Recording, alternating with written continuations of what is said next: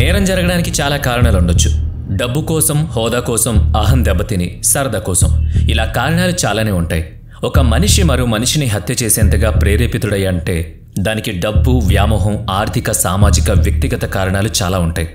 అయితే ఇప్పుడు చెప్పుకుంటున్న ఖూనీ కేసు మాత్రం సదరు వ్యక్తి రూపలావణ్యాలు బాగా లేకపోవడం వల్లే జరిగింది. చూడ్డానికి అందంగా లేకపోవడంతో ఆ వ్యక్తిని చంపేశారు. ప్రేమశ్రీ, సత్యవీర్ల కథ విషాదాంతమే కాని అందుకు కారణమే అవాక్కయ్యేలా చేసింది. ప్రేమశ్రీ 26 ఏళ్ల యువతి, నివాసం బరేలీ. ఆమెకు 2017లో ఫతేగఢ్కు చెందిన 25 ఏళ్ల సత్యవీర్ సింగ్తో వివాహం జరిగింది. అంటే అది జరిగింది ఉత్తరప్రదేశ్లో. సత్యవీర్ది వ్యవసాయ కుటుంబం. ప్రేమశ్రీని కంటి పాపలాగా చూసుకునేంత మనసున్నవాడు, లోటు లేకుండా పోషించగలిగే స్తోమత ఉన్నవాడు కావడంతో సత్యవీర్తో ఆమె జీవితం హాయిగా సాగుతుందనేది అందరూ అనుకున్నారు. వారి సంసారానికి ఆదిలోనే హంసపాదు ఎదురవుతుందని అనుకుంటే వారి జీవితాలు వేరేలాగా ఉండుంటాయేమో కానీ ఇప్పుడు అలా వీళ్ళు లేరు. ఎందుకంటే ప్రేమశ్రీకి భర్త ముఖం సుతరాము నచ్చలేదు. బొత్తిగా రంగు తక్కువ వాడని, చూడ్డానికి అస్సలు బావుండడని గునుస్తూనే ఉండేది. ముఖం మీద దెప్పినా కానీ ఆమె మాటలకి సత్యవీర్ బాధపడేవాడు కాదు. తన తల్లిదండ్రుల్ని, భార్యను వీలైనంత సౌఖ్యంగా, ఆనందంగా ఉంచడం తన బాధ్యత అని భావించేవాడు. కాకపోతే కాలం యాంత్రికంగా గడిచిపోసాగింది. ఏడాది గడిచింది. 2018లో ఆ దంపతులకు ఒక కూతురు పుట్టింది. సత్యవీర్ కుటుంబానికి మహదానందం కలిగింది. కూతురు పుట్టిన ఆనందంలో ప్రేమశ్రీకి తన మీద సుముఖత కలుగుతుందని, ప్రేమగా పలకరిస్తుందని అనుకున్న సత్యవీర్ ఆశ అడియాసగానే మిగిలిపోయింది. ఆమెలో అస్సలు మార్పు కలగలేదు. సరికదా విసుగుదల మరింత పెరిగింది. ఒంటి రంగు బాలేదని, చూడ్డానికి నాజూగ్గా లేడని, సొగసైన శరీరం కాదని నిత్యం దెప్పుతూనే ఉండేది. ఇదే విషయమై చాలాసార్లు ఇద్దరి మధ్య జగడం అయ్యేది. చీటికి మాటికి ఈ కొట్లాట్లు సత్యవీర్కి నచ్చేవి కావు. కుటుంబ వాతావరణం కలుషితం అవుతుందని, ఇంట్లో ప్రశాంతత లేదని చింతించేవాడు. అందం కొరుక్కు తింటారా అని అనుకోకండి. అది లేని వారికి, దాన్ని కోరుకునే వారికి మాత్రమే దాని బాధ ఏంటో తెలుస్తుంది.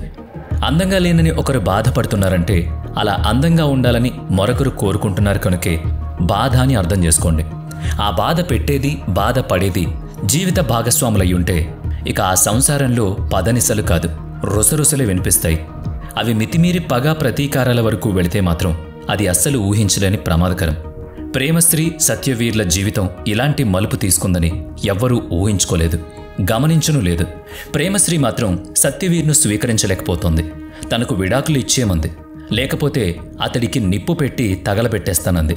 సత్యవీర్ తమ్ముడు మహేంద్రకు వదినలోని అసంతృప్తి తీవ్రంగా పరిణమిస్తోందని అర్థమైంది. అత్తమామలు సైతం కోడలు ఏదో విధంగా సత్యవీర్తో, తమ కుటుంబంతో తెగదెంపులు చేసుకోవాలనుకుంటుందని గ్రహించుకున్నారు. కొడుకు అందంగా లేకపోవడంతో ఆమెకు కలిగిన నైరాస్యం అలా మాట్లాడిస్తోందని అనుకున్నారు తప్ప అది భయానకంగా పరిణమిస్తుందని ఊహించుకోలేకపోవడమే వాళ్లు అజాగ్రత్త, తెలివి తక్కువతనానికి నిదర్శనం. ప్రేమశ్రీ మాటలకు సత్యవీర్ తీవ్రంగా అయితే స్పందించేవాడు కాదు. నచ్చజెప్పేవాడు, ప్రశాంతంగా ఉందామనేవాడు. విడాకుల ఆలోచన మాత్రం తన మదిలోకి రానిచ్చేవాడు కాదు. కూతురు పుట్టిన తర్వాత కుటుంబం, భార్యాబిడ్డల పట్ల అతని శ్రద్ధాశక్తులు మరింతగా పెరిగాయి. ఆమె చీత్కరింపులు రెట్టింపయ్యాయి. ఆమె తనను ఇష్టపడ్డం లేదని సత్యవీర్కి పూర్తిగా అర్థమైంది. తన రూపురేఖలే ఆమెలో అసంతృప్తికి, అనిష్టానికి కారణమని గ్రహించాక అతను స్తబ్దంగా అయిపోయాడు. శరీరాకృతి, చర్మం రంగు, జుట్టు తీరు మనిషి అందానికి కొలమానాలుగా ఉండడం అన్నది అనాదిగా ఉన్నది. తన విషయంలో అది మరింతగా నిరూపించబడిందని సత్యవీర్ బాధపడ్డాడు. ఇతరులు వీటిని చాలా ప్రాధాన్యత కలిగిన అర్హులుగా భావించడం సాధారణమైపోయింది. అంతఃసౌందర్యమే అసలైన సౌందర్యమని మనం కూడా మాటలు చెప్తాం. ఆచరణలో మొదటి ప్రాధాన్యత ఎవరికిస్తామో మీరే చెప్పండి.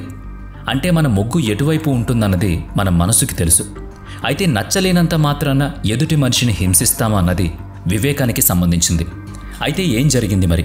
2019 ఏప్రిల్ 14వ తేదీన సత్యవీర్ తన భార్య ప్రేమశ్రీని తీసుకుని అత్తవారింటికొచ్చాడు. ఆమెకు తానంటే అనిష్టమనే సంగతి ఆమె తల్లిదండ్రులకు కూడా తెలుసునని అతనికి అక్కడే తెలిసింది. కాసేపు ఉన్న తర్వాత భార్యాభర్తలిద్దరూ ఇంటికి తిరిగొచ్చారు. సత్యవీర్ మనసు చీకటైపోయింది. తమ సంసారం ఎలాంటి మలుపు తిరుగుతుందో కదా అనే చింత మొదలైంది. మర్నాడు అంటే ఏప్రిల్ 15న సత్యవీర్ తమ గదిలో ఇంకా నిద్రపోతున్నాడు. తండ్రి, తమ్ముడు ఉదయాన్నే పొలం పనికి వెళ్లారు. ఇల్లు పొలం పక్కనే. పొలంలో పనిచేసుకుంటున్న తండ్రి కొడుకులకి సత్యవీర్ గది కిటికీలోంచి దట్టమైన పొగ రావడం కనిపించింది. ఇద్దరూ ఇంటికి దౌడు తీశారు. చూస్తే ఇంకేముంది, సత్యవీర్ తన గదిలో కాలిన గాయాలతో పడున్నాడు. అతని భార్య ప్రేమశ్రీకి కాళ్లు కాలాయి. చుట్టుపక్కల వారి సహాయంతో ఇద్దరిని హాస్పిటల్కు తీసుకువెళ్లి వైద్యం చేయించారు. సత్యవీర్ తమ్ముడు మహేంద్ర ఇది ప్రమాదం కాదని, ప్రేమశ్రీ చేసిన దురాగతమని అనుమానించాడు. అదే విషయం పేర్కొంటూ తమ ఊరి పోలీస్ స్టేషన్లో వదిన ప్రేమశ్రీపై ఫిర్యాదు చేశాడు. హాస్పిటల్లో ఉన్న సత్యవీర్ పోలీసుల ప్రశ్నలకు అతి కష్టం మీద సమాధానాలిచ్చాడు. పెళ్లినాటి నుంచి ప్రేమశ్రీ తనతో వ్యవహరించిన తీరు గురించి చెప్పాడు. ఎడమొహం పెడమొహంగా గడిచిన తమ సంసారం గురించి చెప్పాడు. తన రంగు రూపం ఆమెకు నచ్చకపోవడంతో యాంత్రికంగా బ్రతికిన తమ జీవితం గురించే చెప్పాడు. విడాకులివ్వకపోతే కాల్చేస్తానని చెప్పిన సంగతి సత్యవీర్ పోలీసులకు వివరించాడు. అయితే తన అనాకారితనానికి ఆమె అలా అసహ్యించుకోవడం మామూలు అనుకున్నాడు తప్పితే నిజంగా అన్నంత పని చేస్తుందని ఊహించుకోలేదు. పోలీసులకు చెప్పిన మాటలే సత్యవీర్ చివరి మాటలయ్యాయి. అది అతని మరణ వాంగ్మూలంగా మారింది. కాలిన గాయాల తీవ్రతతో శరీరం విషతుల్యమైంది. వైద్యానికి లొంగని అతని శరీరం మనసుతో సహా శాశ్వతంగా నిస్తేజమైపోయింది. ప్రేమశ్రీ తనపై వచ్చిన ఆరోపణలన్నీ అసత్యాలని వాదించుకుంది. 2021లో పోలీసులు ఆమెపై నేరారోపణ చేస్తూ కోర్టులో అభియోగ పత్రాలు దాఖలు చేశారు. తాను నిద్రపోతున్న భర్తకు నిప్పు పెట్టలేదని, ప్రమాదంలో చిక్కుకున్న అతన్ని కాపాడేందుకు తానే ప్రయత్నించానని, ఆ ప్రయత్నంలో తన కాళ్లు కూడా కాలిపోయాయని ప్రేమశ్రీ కోర్టు ముందు తన వాదన వినిపించింది. ఆమె మాటల్లో తడవతడవుకు కొంచెం వ్యత్యాసం ఉన్నట్టు కోర్టు గ్రహించింది. నిలకడలేని ఆమె వాదనను అసత్యమని భావించింది. సాక్షులు చెప్పిన దాని ప్రకారం నిప్పంటుకున్నప్పుడు ఆ గది తలుపులు గడియపెట్టి ఉన్నాయి. గది బయట ఉన్న ప్రేమశ్రీ రక్షించమంటూ అరవలేదు. అయితే కోర్టుకు బలమైన నమ్మకం కాదు, బలమైన సాక్ష్యాలు కావాలి. ప్రేమశ్రీ వాదనలోని డొల్లతనం అర్థమవుతున్న రుజువు కావాలి. మరి 4 ఏళ్లు గడిచాయి. ప్రేమశ్రీ స్వీయ రక్షణ వాదన పోలీసుల విచారణ నడుమ పొంతనలేదు. చివరికి పోలీసులు ఆమెను బంధించారు. జరిగిన దురాగతం ఆమె చేసినట్టు కోర్టు ధృవీకరించుకుంది. జీవిత ఖైదును విధించి కారాగారంలో బంధించాలని తీర్పునిచ్చింది. అలాగే 25,000 రూపాయల జరిమానా విధించింది. సత్యవీర్ మరణానికి తగిన మూల్యం కోర్టు వసూలు చేయలేకపోవచ్చు గాని అతని దుర్మరణానికి ఒక విధమైన న్యాయం చేసిందని అతని కుటుంబం, అయినవాళ్లు, వారివాళ్లు భావించారు. ఊరివాళ్లు భావించారు. అతని ఆత్మకు శాంతి చేకూరుతుందని తృప్తి చెందారు.